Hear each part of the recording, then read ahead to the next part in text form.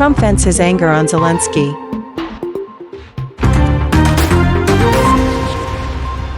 While Trump strongly criticizes Ukrainian President Volodymyr Zelensky, the White House says Zelensky is derailing peace talks with Russia. Speaking to the press on April 23rd, White House Press Secretary Karoline Leavitt stated that Ukrainian President Volodymyr Zelensky appears to be going off track in negotiations aimed at ending the conflict with Russia. Unfortunately, President Zelensky seems to be heading in the wrong direction, Leavitt said.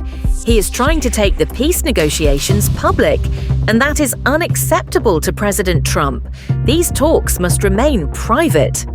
Leavitt emphasized that President Trump is not demanding that Ukraine recognize Crimea as Russian territory, despite widespread speculation that Washington might agree to such terms with Moscow. No one is asking Ukraine to recognize Crimea as part of Russia, she asserted.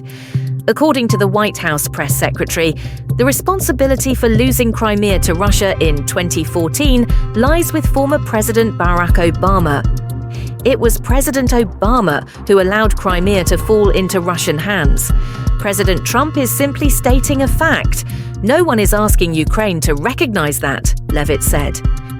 According to the White House press secretary, what President Trump is demanding is that all parties come together and be willing to make concessions in order to reach a meaningful peace agreement.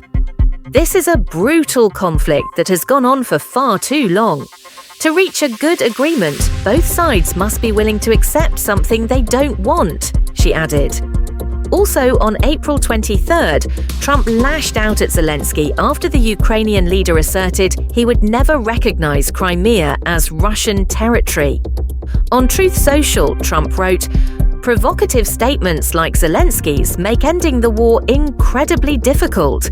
He has nothing to be proud of. Ukraine is in a desperate situation.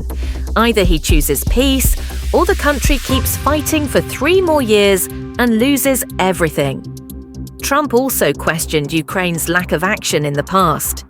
No one is asking Zelensky to recognize Crimea as Russian.